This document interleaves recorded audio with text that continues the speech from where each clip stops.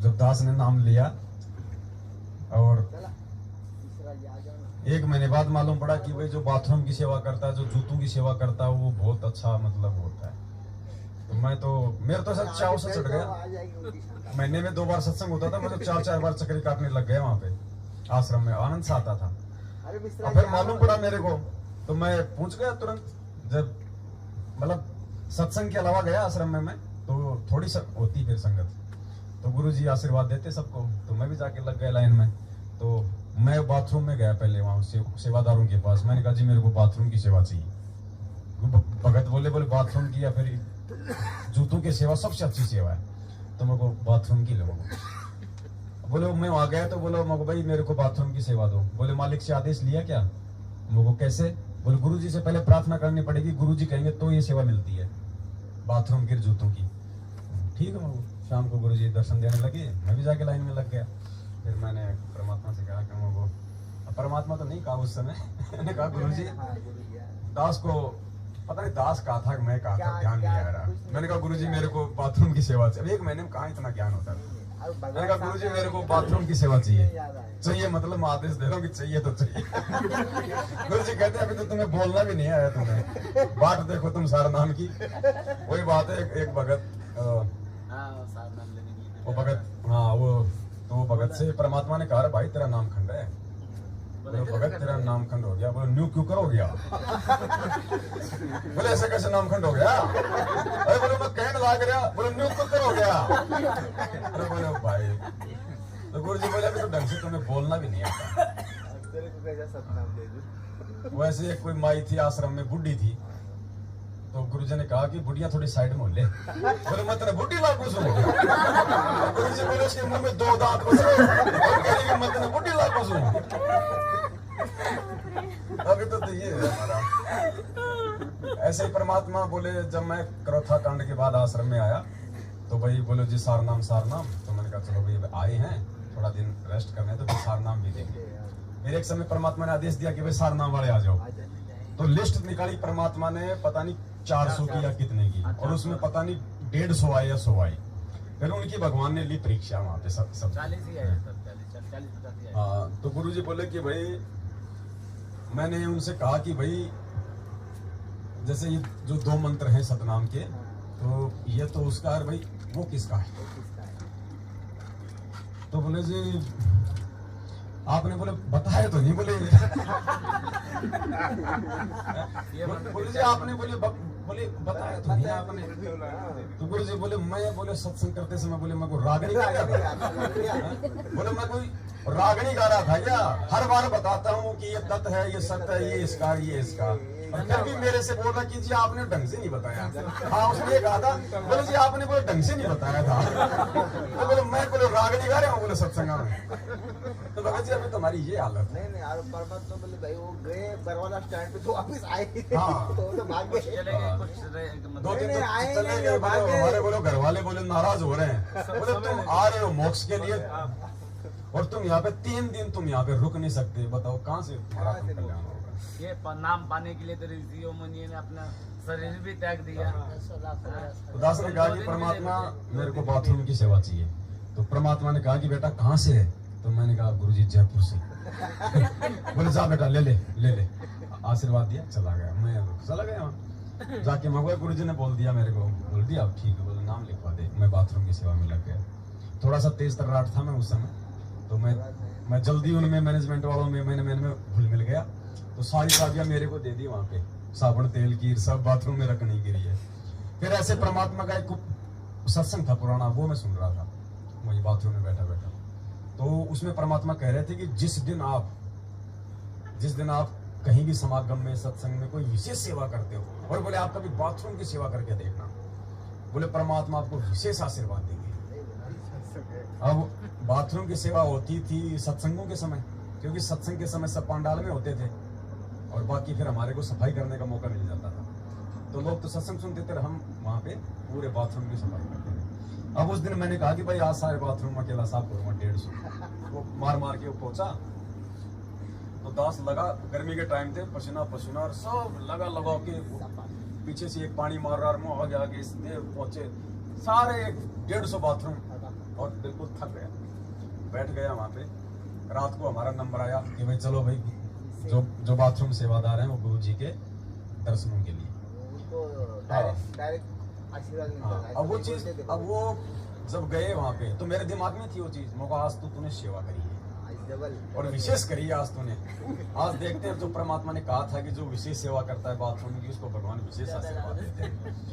तो मैं ये मन में सोच के मैं गया। अब वहां गया तो भूल गया, वहां तो मालिक की बस शक्ल की तरफ ही देखते रहो बस, वो वास्तु में बहुत कुछ दिखाई नहीं देता।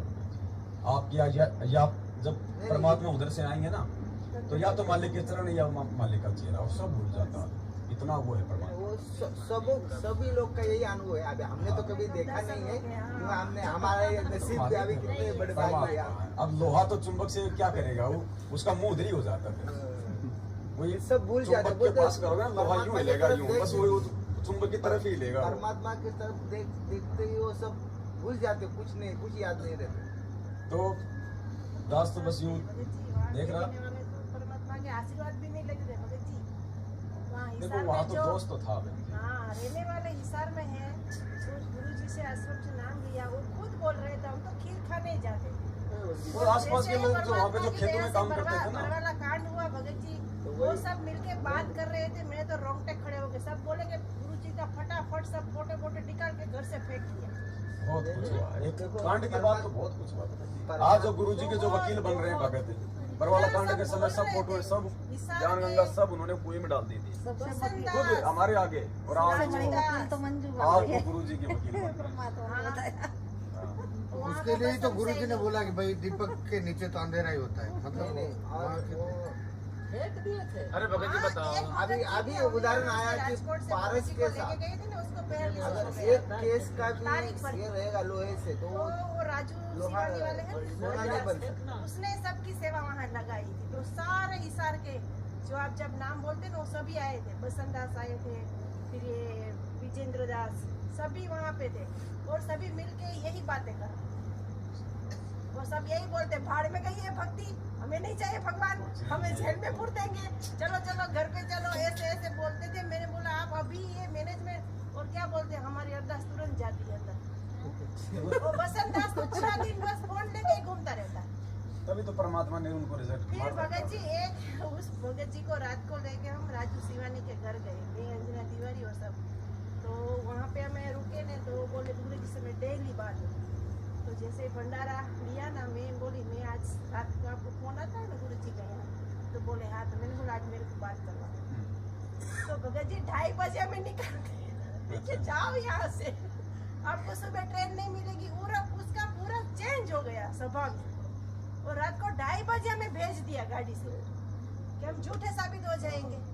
फोन कहाँ आता ही नहीं। और उसके बाद हमें पता चला कि वो बीबी है उसकी और बेटा है, और उसका 45,000 रुपया मतलब सेवा का लेते थे।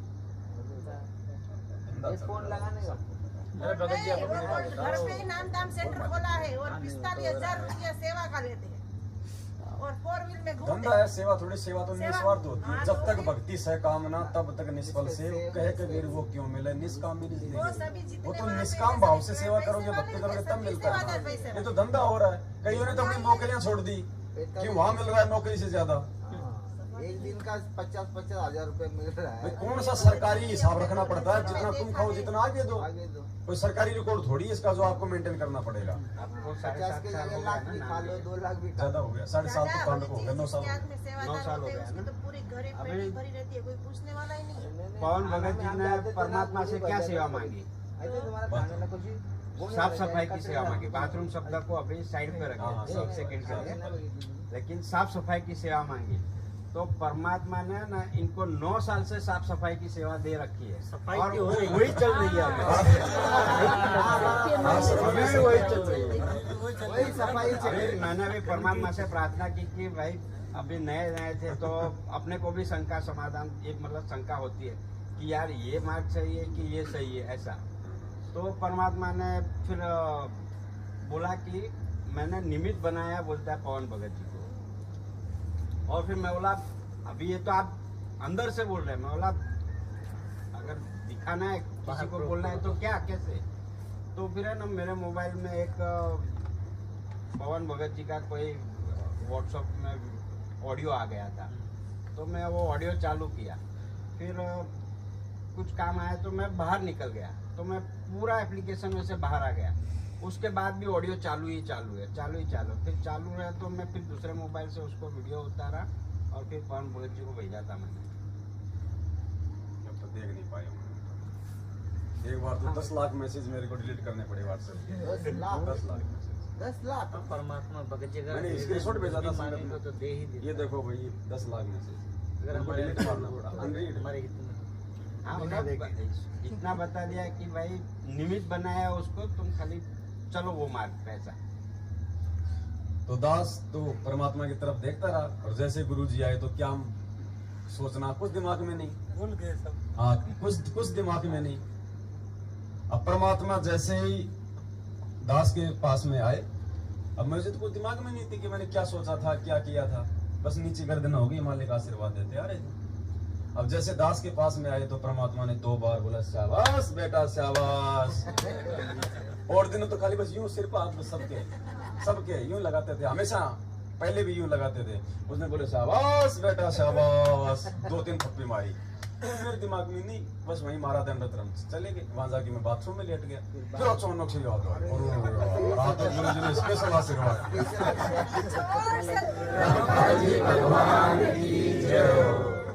और तब आत्मा में दर्द आए किया भाई, ऐसे विश्वास दंड करे परमात्मा कि ये अंतर्यामी। नहीं